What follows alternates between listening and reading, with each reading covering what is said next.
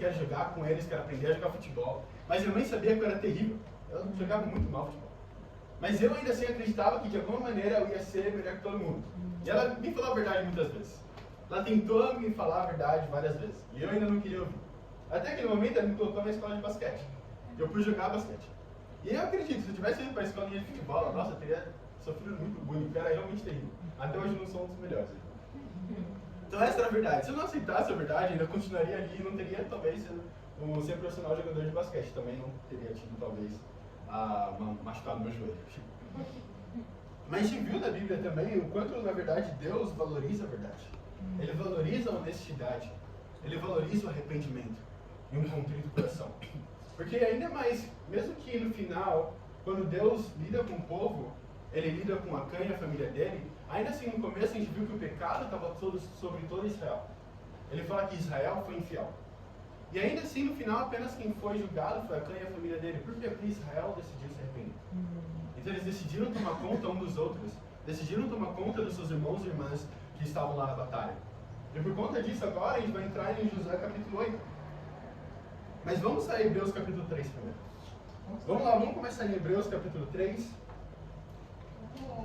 E a gente lembra até mesmo da consequência, né?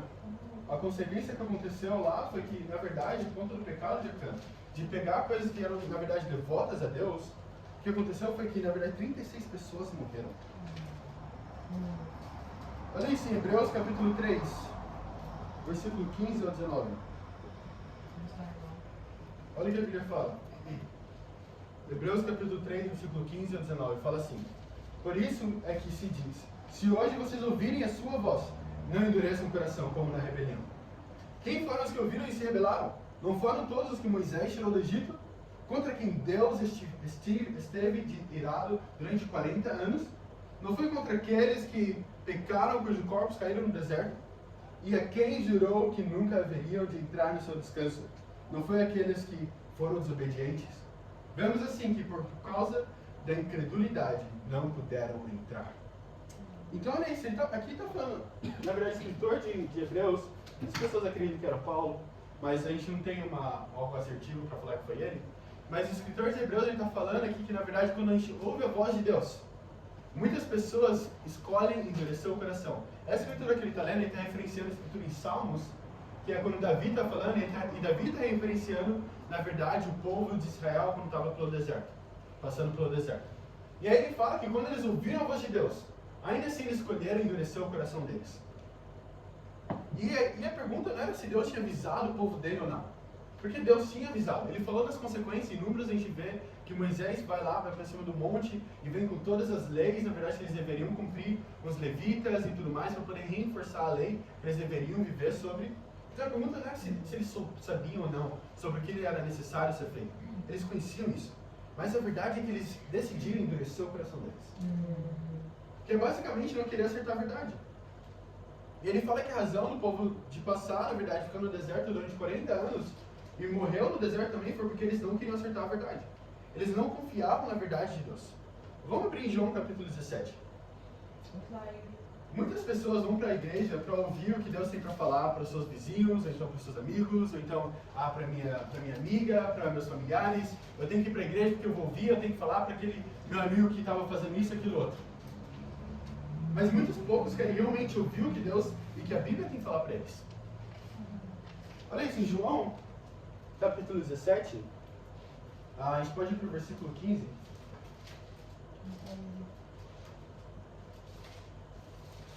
Então, em João 17, versículo 15.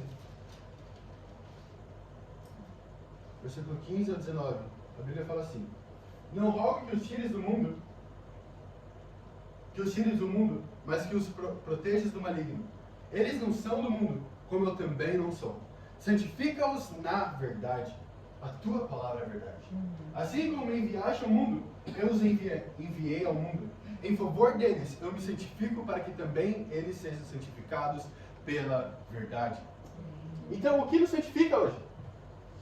O que hoje tem nos santificado, o que nos mantém santos, é a verdade. Então, se a gente não quer viver pela verdade, o que vai acontecer é que a gente não vai poder ser santificado. E muitas pessoas querem achar a verdade onde? Em profetas. os profetas dessas igrejas grandes, em milagres, em falar em línguas. Eles querem que essa é a verdade, isso que vai mudar. Quando na Bíblia fala que a única coisa que vai te mudar, que vai te santificar, é a verdade. A Bíblia fala em João capítulo 1 que Jesus se fez a palavra e a palavra era Deus e tudo mais. Ele fala que também que a verdade é a palavra dele. Então, se a gente quer viver pela verdade, o único lugar que a gente vai achar a verdade, 100%, sem ser diluído, é na palavra de Deus. Não tem outro lugar que a gente pode ir para achar a verdade. A gente não vai achar a verdade no TikTok, no Instagram, naqueles Reels de 30 segundos onde tem um pastor falando uma frase legal com uma música de fundo. Não é lá que está a verdade. A verdade vai estar sempre na Bíblia. O título da pregação de hoje é: será que você aguenta a verdade? Essa é a pergunta que a gente precisa fazer para um ou outro. Essa é a pergunta que a gente precisa fazer para nós mesmos. Será que eu aguento a verdade? Será que eu aguento ver a verdade nua e crua da minha vida? A Bíblia fala que, a Bíblia compara ela mesma com alguns objetos, que é muito interessante. O primeiro objeto que ela compara é com o espelho. Então fala que a gente, a Bíblia é como espelho, quando a gente olha no espelho, a gente vê o que está, mas logo a gente sai e se esquece. Então, a Bíblia, se ela é um espelho, então significa que quando a gente olha, o que tem que refletir? Nós mesmos. E aí o que vai mostrar é onde que está errado na nossa vida. Quais são os pecados que a gente tem que mudar. O que a gente precisa se arrepender. E o outro objeto que ela compara é uma espada de 2 gumes. Eu não sei vocês, se vocês já viram uma espada. Agora, hoje em dia, a espada, elas ficam tipo como se fosse uma decoração, né? Nas casas das pessoas. Mas naquela época não era uma decoração. Você não vê uma pessoa andando no meio da rua com uma espada porque é legal, é bonito. Eles andavam com isso porque eles estavam preparados para lutar. E se alguém mexesse com eles, eles iriam matar aquela pessoa. Mas não apenas isso, uma espada ela corta. E se uma pessoa que tem uma espada e não sabe manusear aquela espada, adivinha o que vai acontecer? Vai cortar e machucar sem saber. Ou então, ainda mais que é 2 gumes, então você não vai usar, o pregador não usa apenas para cortar as pessoas que ele está pregando, mas para cortar ele mesmo também. Então, da mesma maneira, corta, e quando corta, machuca. Não é algo agradável, fala, nossa, que incrível, eu fui discipulado, me mostraram algo que eu estava vivendo na mentira, ou então me mostraram um pecado que eu estava vivendo, então, nossa, eu estou muito animado por conta disso. Ninguém responde dessa maneira. A Bíblia fala em Hebreus capítulo 12, fala que nenhuma correção é motivo de alegria. Se até mesmo a Bíblia fala isso. Fala que, eu entendo, você não vai ficar alegre quando você for corrigido. Agora, então, quando você for corrigido, você não vai ficar alegre. Você pode ficar esperançoso. Você pode ficar, amém, eu quero perseverar, eu quero mudar. Mas alegre nunca. Essa não é a verdade. Mas ele também fala que se perseverar nisso, se a gente aprender nessa correção, a gente vai poder colher os frutos. Vamos lá, vamos abrir em Josué capítulo 8. O primeiro ponto de hoje é a verdade de que Deus é quem está no controle. Essas são algumas verdades que a gente precisa aprender. Uma delas é que Deus está no controle de tudo. Eu não estou no controle, você não está no controle, mas Deus é quem está no controle. A gente deveria ser grato por conta disso. Porque Deus está no controle das coisas. Tem Josué capítulo 8, versículo 1 a 8. Vamos ler aqui o que a Bíblia fala. Josué capítulo 8, versículo 1. A Bíblia fala assim: E disse o Senhor a Josué: Não tenha medo, não desanime, leve todo o exército com você e avance contra Ai. Eu entreguei nas suas mãos o rei de Ai, seu povo, sua cidade e a sua terra. Você fará com Ai e o seu rei o que fez com Jericó e o seu rei. E dessa vez vocês poderão se apossar dos depósitos e dos animais. Prepare uma emboscada atrás da cidade, versículo 3. Então Josué e todo o exército se prepararam para atacar a cidade de Ai. Ele escolheu 30.000 dos seus melhores homens de guerra e os enviou de noite.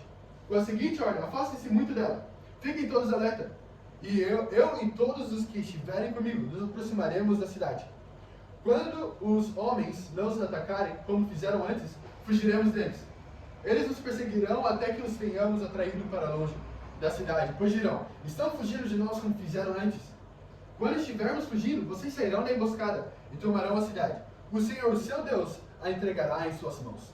Depois de tomarem a cidade, vocês a incendiarão. Façam o que o Senhor ordenou. Atentem bem para as minhas instruções. Uau! Então o que está acontecendo aqui? Então Josué, é incrível a escritura. Porque na verdade, no começo, Deus é bem claro sobre o que ele queria. E Deus fala para Josué: leve todo o seu exército para Ai, ataca a cidade e deixa o povo lá atrás da cidade. E é isso, essa é a intenção de Deus. Ele fala que eu vou te dar a vitória. E o que eu acredito? Eu acredito que eles fossem contra Ai, na mão, sem espada nenhuma, eles ainda ganhariam. Deus prometeu a vitória. Não era uma pergunta se eles ganhariam ou não. A pergunta era como. Vamos ganhar na mão, a gente quer lutar só com os pés hoje. A gente não vamos usar espada, não vamos usar nossa mão. Deus daria a vitória. Porque Deus está no controle. Então ele falou, só leva o seu exército e vocês vão ganhar. Eu vou te dar na mão de vocês, do mesmo jeito que eu fiz com Jericó. E o que significa? Ele estava usando Jericó como sinal. Sinais, é até mesmo o livro de João, que é muito interessante, porque João aponta para a salvação, né? Interfé em Jesus Cristo. Então ele não fala dos milagres de Jesus como milagres, ele fala como sinais. Porque sinais apontam para algo ainda maior que os milagres. Apontam para algo maior que a salvação em si. Então ele estava falando, Jesus mostra como sinal que era o Jericó que eles tinham feito, apontando para que vão dar vitória. Eu vou te dar vitória do mesmo jeito que eu te dei antes. Então se lembra do Deus que eu sou? O mesmo Deus de Jericó que te deu a vitória em Jericó, vai te dar a vitória aqui em Ai também.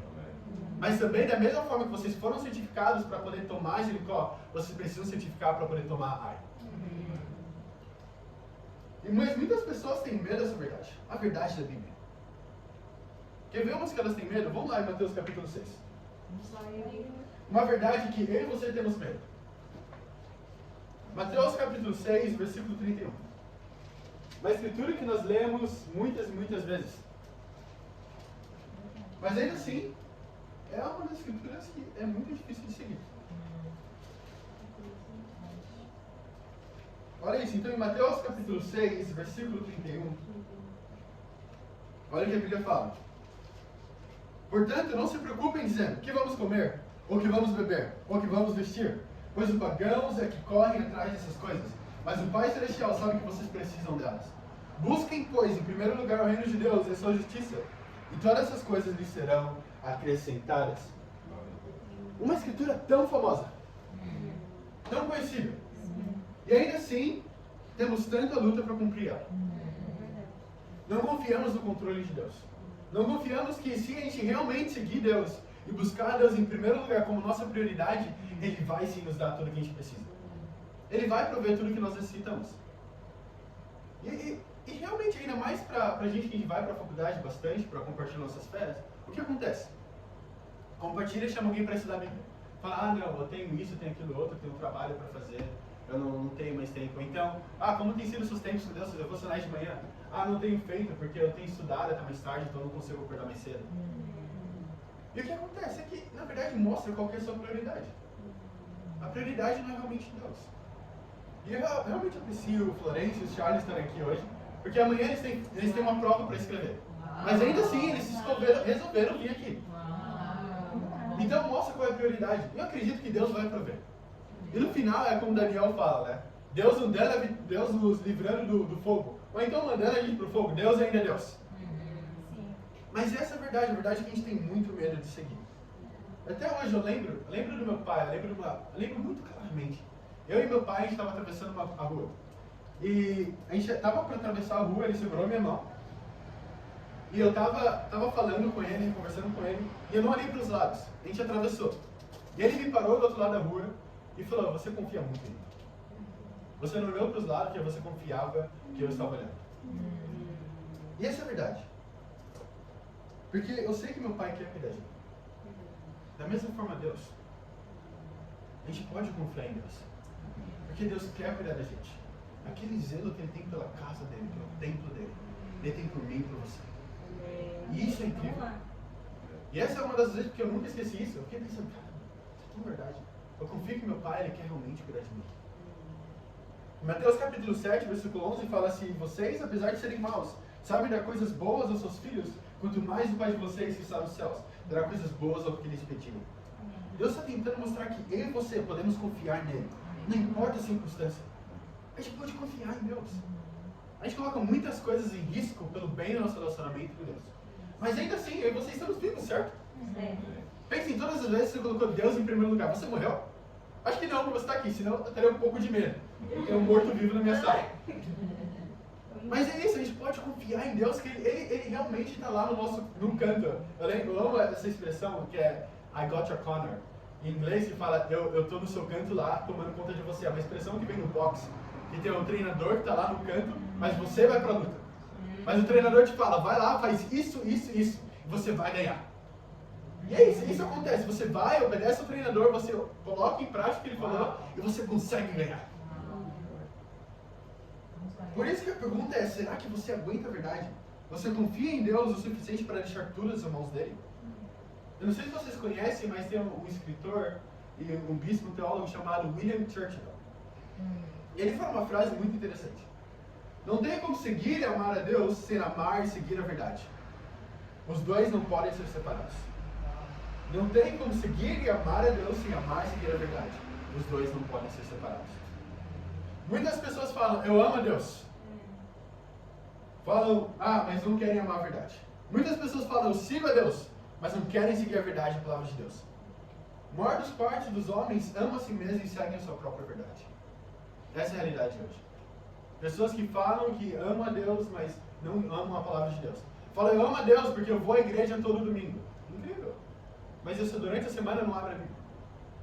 Pessoas falam, eu amo a verdade, mas não querem colocar a verdade em prática na vida delas. Por quê? Porque a gente tem medo.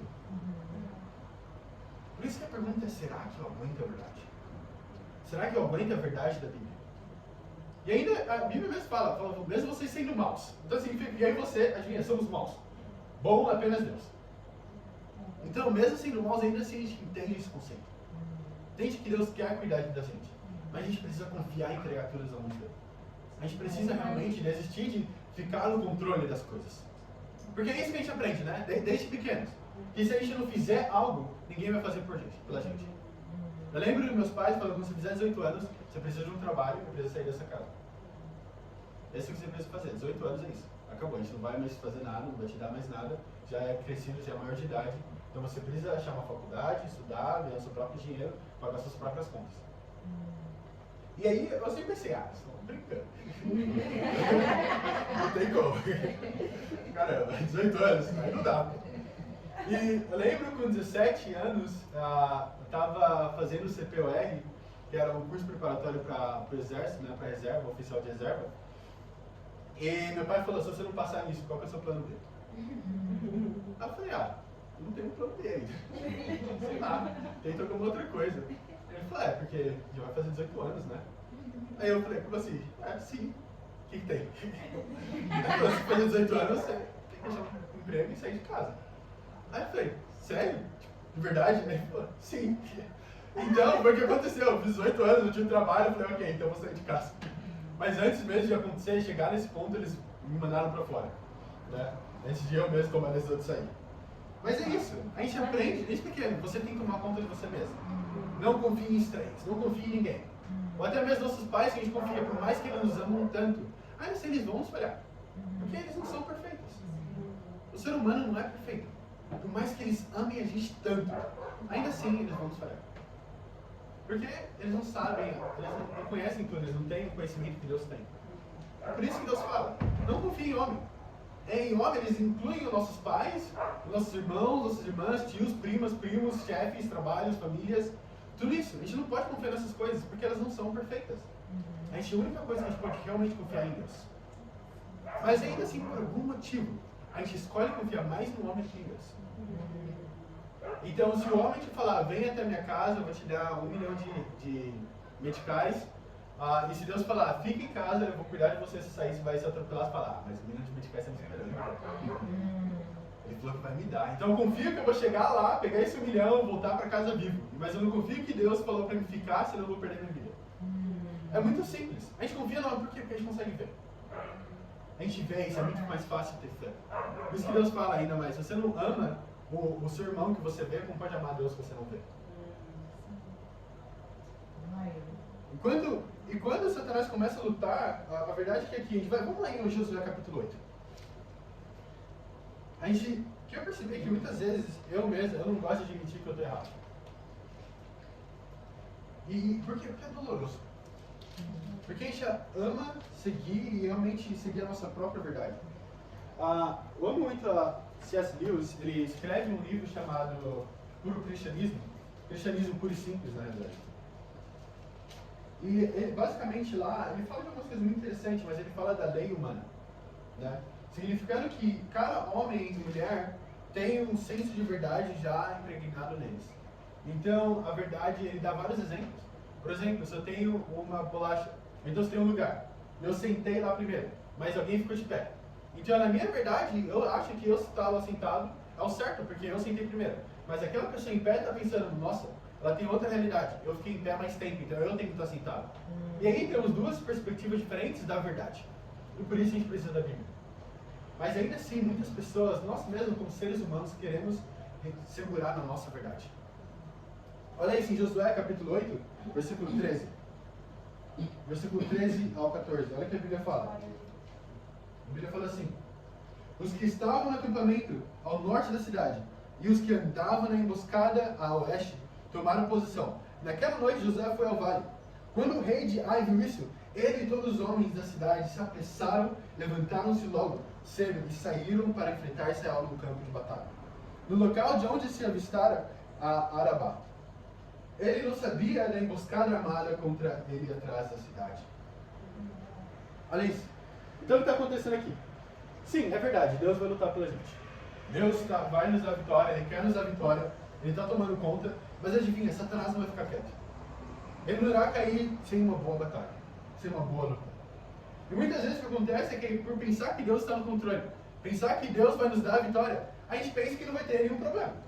Vai ser tudo bem tranquilo, sem problema nenhum, sem nenhum trancos e barrancos, né? A gente fala. Sem nenhuma dificuldade. Mas essa não é a realidade. Ele vai lutar. Ele vai tentar te batalhar de novo para poder fazer você desistir da vitória que você vai receber. Ele não vai sentar e ficar assistindo você se arrepender. Isso não existe.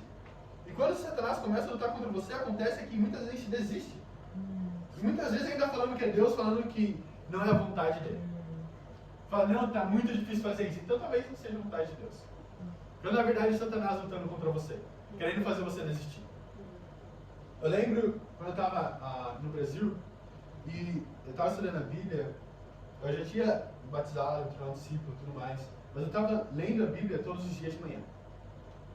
E eu lembro dos meus pais, meu pai querendo tomar quando ele acordava, ele escondia, ele tinha meio que uma biblioteca. Ele trancava a biblioteca dele e escondia as outras Bíblias, para que eu não tivesse uma Bíblia para usar, a Bíblia física. E ainda assim, eu comecei a pensar, porque estava passando por tudo isso, por essa perseguição, eu falava, caramba, será que isso é realmente a vontade de Deus? Por que está tão difícil assim? Eu só quero ler a Bíblia. Ele não quer deixar eu ler a Bíblia. Por que ele não quer deixar que isso aconteça? E a realidade é que não era se era a vontade de Deus ou não de eu ler a Bíblia. Imagina, a gente não está de volta nos anos 600, onde apenas o Papa na Igreja Católica tinha a Bíblia e lia em latim, e ninguém falava a língua, ainda mais, não tinha confiado no que o Papa estava falando. A gente não está mais naquele momento, a gente entende que eu e você temos acesso.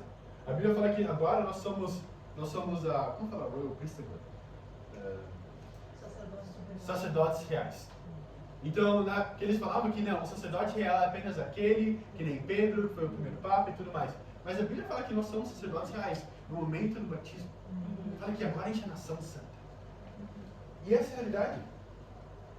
Então, o Satanás não vai apenas sentar e assistir você chegar na verdade. Ele não vai sentar e assistir você tomar a decisão que vão te levar para mais próximo de Deus. Ele vai lutar contra você, por mais que ele esteja fadado à destruição. Então, isso é na hora de parar de assistir a verdade. Na hora de a gente realmente, de a gente admitir que eu preciso de ajuda. E admitir que eu não sei o que eu estou fazendo. Quando eu não sei o que eu estou fazendo, tem algo de errado que eu preciso mudar. Vamos lá, Yuri. A verdade é que a sua vida espiritual não é a melhor. E a Bíblia nos chama para existir apenas uma coisa. Em Tiago capítulo 4, versículo 7, a Bíblia fala, resista ao diabo, ele fugirá de vocês. Não fala resista à verdade. Não fala resista à Bíblia. Não fala resista ao arrependimento. Fala resista ao diabo, ele fugirá de vocês. E essa é a realidade. Que sim, Satanás tem menos de uma coisa. De um verdadeiro discípulo, um verdadeiro cristão que resiste a ele. Que não quer realmente não quer desistir e abrir mão da verdade. Que vê as dificuldades, vê as situações do dia a dia e ainda assim resiste a ele. A Bíblia fala que tem apenas uma coisa no mundo inteiro, na igreja, na terra, que vai resistir a ele, que é a igreja. E a igreja não é um terreno, ou então um local que tem a placa, a igreja tal, o nome. Essa não é a igreja que Deus está falando. A igreja, ele fala que é eu e você. Então, se eu e você não tomarmos realmente uma posição e resistir a Satanás, sim, ele vai vencer a batalha. Ele vai vencer a batalha e vai levar você com ele. Porque ele já está fadado à destruição. Mas agora a vontade dele e o objetivo dele é de levar eu e você com ele. O máximo possível.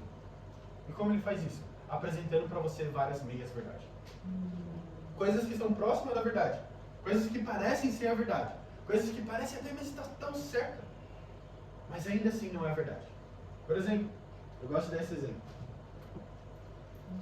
O que é isso? Uma caneta. Mas se eu falar para você que isso aqui é uma maçã. Isso aqui é uma maçã.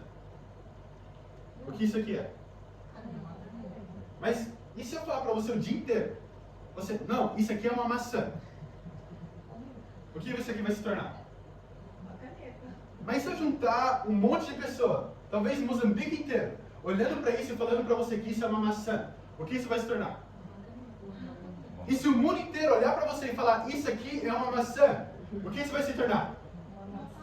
Então não importa o nome que as pessoas dão para o cristianismo, não importa o nome que as pessoas dão para arrependimento. Se arrependimento é arrependimento de acordo com a Bíblia, se a verdade é verdade de acordo com a Bíblia, e se Deus é Deus, não vai mudar.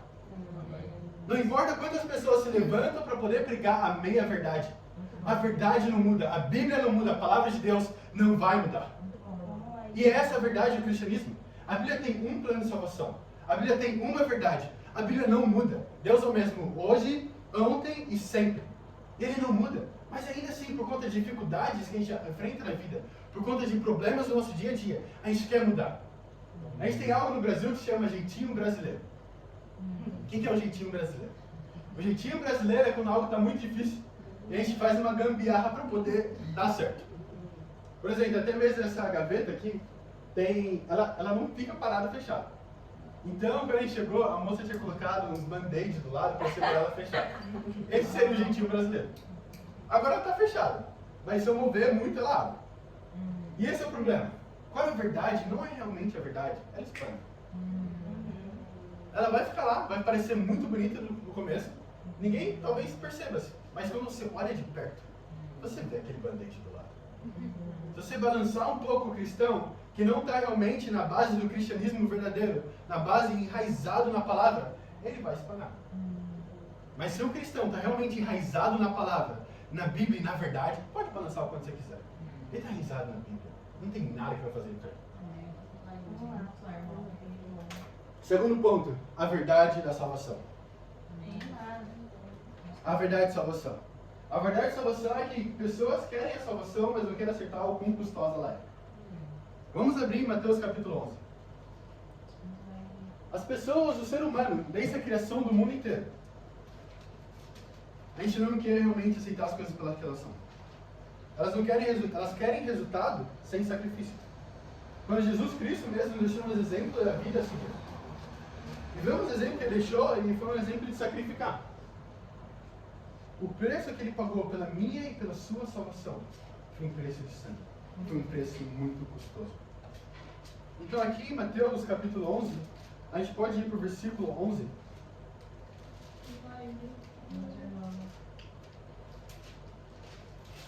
Mateus 11, versículo 11.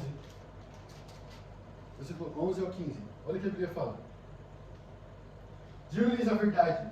Entre os nascidos de mulher não surgiu ninguém maior do que João Batista. Todavia, o menor do reino dos céus é maior do que ele. Desde os dias de João Batista até agora, o reino dos céus é tomado à força. E os que usam de força se apoderarão dele. Pois todos os profetas e a lei profetizaram até João. Até João. E se vocês quiserem acertar, este é o Elias que havia de vir. Aquele que tem ouvidos, ouça. Então o reino de Deus, a minha e a sua salvação, ele fala aqui que é tomado à força. Então adivinha, o que é tomado à força? É algo que não vai ser fácil. Algo que não vai ser fácil, vai ter que usar a sua força, você vai ter que batalhar por isso, vai ter que lutar por isso. Por isso que a Bíblia fala, Paulo fala para a igreja, fala, trabalhe na sua salvação com muito temor e tremor. Por quê? Porque é algo difícil, é algo que você precisa realmente tomar conta como algo valioso. A Bíblia fala, Jesus dá outras parábolas sobre a salvação como um tesouro perdido. E é para alguém que acha, vende tudo que ele tem para poder ficar com aquilo. Então, adivinha, a salvação não é algo que você pode ficar com isso e ainda segurar o mundo. Então, eu tenho a salvação e ainda seguro o mundo aqui atrás. Então, mas eu tenho a salvação porque eu achei a salvação. para você poder tomar conta da salvação, poder ficar com a salvação, você precisa fazer a mesma coisa, deixar tudo isso, deixa aí, pra lá. Não quero você perto de mim. E segurar a salvação. Como aquela pedra preciosa que você achou. E ajuda ainda mesmo a entender que a gente precisa trabalhar por isso, mas não de uma forma que muitas pessoas acreditam. Que elas vão ter a salvação porque eu trabalho duro. Então eu tenho a salvação porque eu prego, então porque eu falo de Deus no meu trabalho, ou então porque eu faço os bíblicos com as pessoas, ou então porque eu leio a Bíblia todos os dias de manhã. Não é por isso que você tem a salvação. A salvação vem por conta da graça que foi recebida por meio de Cristo. Mas por conta do nosso amor por Ele, eu vou trabalhar. Paulo mesmo, ele fala que por conta da graça, a graça de Deus comigo não foi sem efeito, mas mais do que isso, eu trabalhei mais do que todos eles. Porque ele entendia a graça de Deus. Mas hoje está cheio de igrejas religiosas que pregam, você é salvo pela graça. Sim, isso é verdade, mas ainda assim elas vêm como algo que você não precisa fazer mais nada agora. Sim, é salvo pela graça, então eu posso ir para o culto da igreja domingo, dar meu dízimo, minha oferta, e de segunda a sábado eu vivo a minha vida. Porque novamente no domingo eu vou ter a graça de Deus. Isso não é a realidade. O cristianismo não é um cristianismo que funciona por turnos, né? É que nem trabalho, eu trabalho no turno da noite. E aí é o cristianismo noturno. Quando eu chego em casa, eu viro um cristão novamente porque eu tenho que dar um exemplo para os meus filhos. Mas aí durante o dia no trabalho eu não sou cristão novamente. Ou então o cristão que é na verdade o turno do dia. Então no trabalho eu mostro para as pessoas quão bom de um cristão eu sou. E chego em casa e não tenho mais respeito por ninguém. Não mostro um exemplo realmente para minha família. E esse é o cristianismo que a gente tem hoje em dia, certo? O cristianismo que funciona a alguns momentos. Ou então o cristianismo de domingo, para mostrar para a sociedade, para os meus vizinhos, para os meus amigos, até para membros da família, como um bom cristão eu sou. E durante a semana inteira, meus amigos, eles nem sabem que eu acredito em Deus. Essa era a minha vida. Eu vivi a minha vida inteira sendo filho do bispo que liderava essa igreja de São Paulo, e ninguém ainda dos meus amigos, fora da igreja, sabia que meu pai era um pastor. Ou até mesmo que eu ia para a igreja. Eu falava, não, domingo eu não posso ir para a festa, eu não posso fazer isso, aquilo, outro, porque eu tenho um compromisso com a minha família, meu pai realmente não gosta que a gente fique junto. Era essa a minha desculpa. Era isso. Essa era a minha realidade. Mas eu sei também que não era apenas a minha realidade. Eu sei que não era algo que eu apenas fazia. Não estou falando isso para fazer me sentir melhor, mas entendendo que o mundo está dessa maneira. O mundo acredita nisso. E o problema é que eles apenas não conhecem a verdade. Então não é para ser aquele super crente que julga todas as outras pessoas. Eu sou melhor que você. Não. Quando a gente vê isso, a nossa reação deveria ser que nem a de Jesus. Viu o povo e viu como eles eram ovelhas sem o pastor. E se foi comovido por isso. Então devia nos levar a realmente compartilhar a verdade com eles. Chamar eles ao arrependimento. Ajudar essas pessoas. E se eu mesmo sou essa pessoa, buscar por ajuda. Implorar por ajuda. Porque se realmente a Bíblia é verdade, se realmente Deus existe, o céu e o inferno existem, então o que precisa existir? Arrependimento. Uma urgência ao arrependimento. Não é algo que a gente toma, ok, talvez amanhã eu vou fazer isso. Talvez amanhã eu me arrependa. Não, na próxima vez, no próximo domingo, eu tomo uma decisão. Não, talvez amanhã, quando eu acordar, se eu acordar mais cedo, eu vou ter meu devocional. Não é dessa forma que funciona a Bíblia. Nunca foi e nunca vai ser. Realmente Deus necessita e espera que a gente se arrependa hoje. Imagina Deus olhando de lá de cima, eu dei meu filho para morrer por vocês. E ainda assim isso não foi suficiente. A Bíblia fala, Deus falando com Davi, quando Davi peca, fala, eu te dei tudo que você necessitava. E se você precisasse ainda mais, eu te daria mais. Quer dizer que, na verdade, ele nos deu tudo que a gente precisa. Eu tenho tudo que eu preciso para ter um relacionamento com Deus. Nada me falta. Eu e você, temos tudo. O que necessita é uma ação, uma decisão minha e sua. Vamos lá, Yuri. Vamos em João capítulo 14. Porque muitas pessoas falam sobre amar Deus. E muitas delas acreditam que amar Deus é ter um sentimento legal sobre Deus. Falar que eu ouço hinos da harpa toda manhã, eu canto de manhãzinha, então os hinos cristãos, então eu amo a Deus porque eu me sinto muito bem quando eu faço isso. Então eu amo a Deus porque ainda assim eu vou para a igreja todos os domingos sem falta. Eu amo a Deus porque eu faço isso e aquilo outro. Mas será que isso realmente é o que é amar a Deus? De acordo com Deus? De acordo com Jesus Cristo, de acordo com a palavra? Então João capítulo 14, versículo 15, olha o que a Bíblia fala.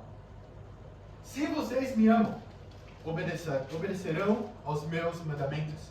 E eu pedirei a meu Pai, e ele lhe dará outro conselheiro, para estar com vocês para sempre. E o Espírito da verdade, O mundo não pode recebê-lo, porque não o vê nem o conhece.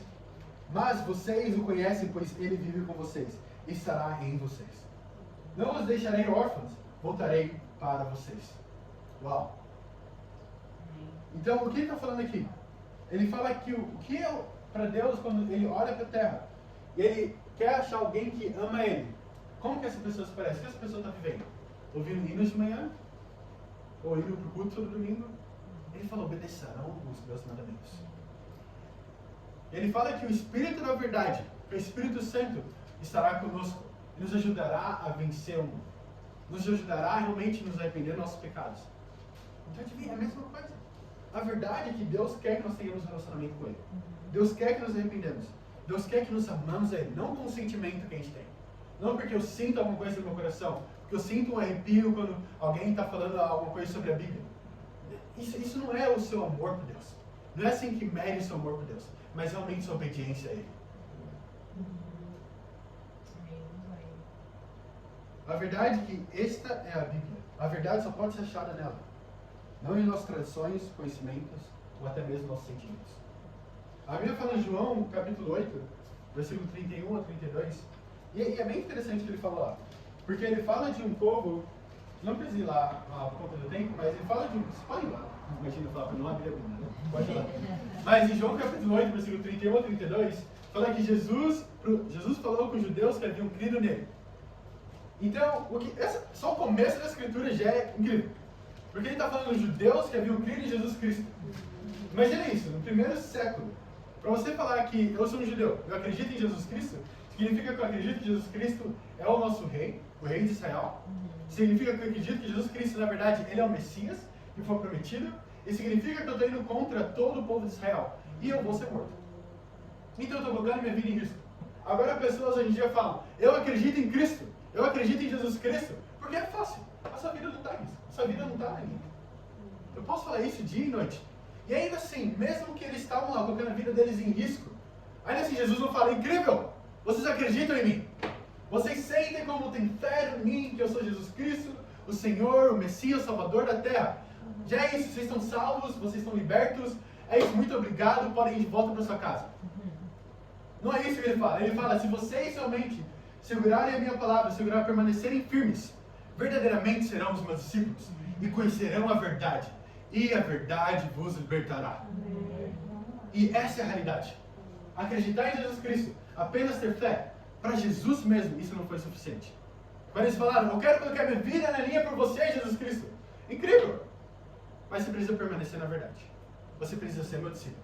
Você precisa conhecer a verdade, colocar ela em prática e ela vai te libertar. E adivinha, quando eles ouviram a verdade da salvação, o que eles fizeram? Ficaram felizes? Não. Eles ficaram nervosos com Jesus Cristo. Fala, como você pode falar que nós somos presos, que nós somos escravos de alguém? Sendo que a gente nunca foi escravo de nenhum povo. Mentira, eles tinham sido escravos várias vezes. Da Síria, Babilônia. O que mais eles tinham sido era ser escravos. E aí Jesus fala, digo-lhes a verdade. Qualquer um que vive em pecado é escravo do pecado. E essa era a liberdade que ele estava falando. Ele não estava falando a liberdade do povo romano em ter o próprio reino. Voltar 1000 anos atrás, quando Davi era rei de Israel. O que ele estava falando era sobre o novo reino. Um reino espiritual na terra e nos céus. E se você realmente segurar a minha verdade, permanecer firme, ser realmente meus discípulos, vou conhecer realmente a verdade e agir na verdade. Realmente permitir que a verdade mude a sua vida, vocês serão libertos.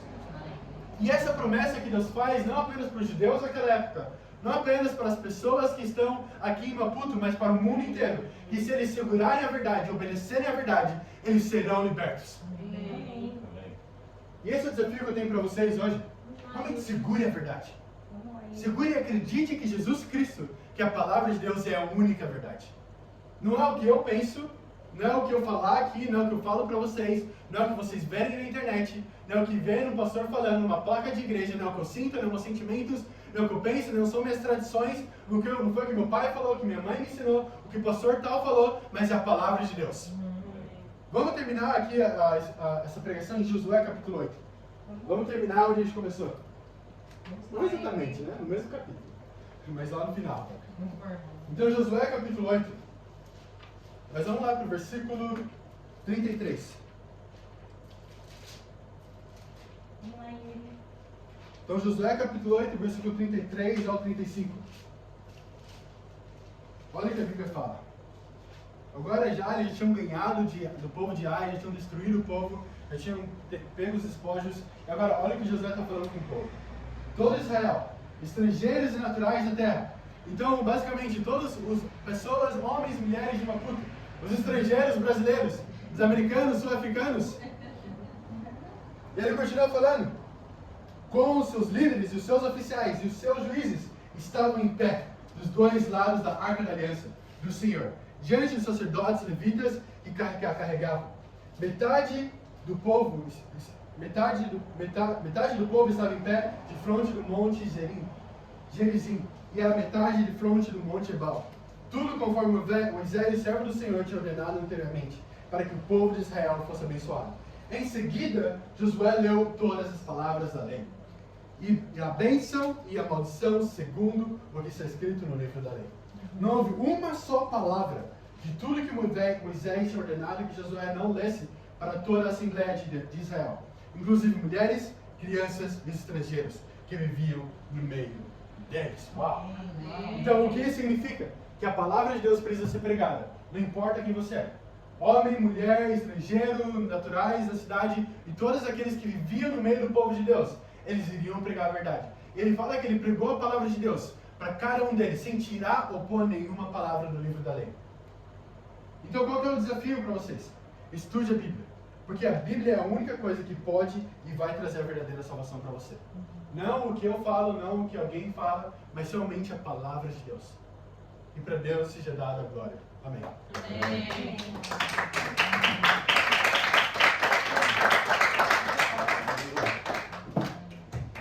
Nesse momento, vamos abrir nossas Bíblias em Isaías. Esse é o momento da comunhão.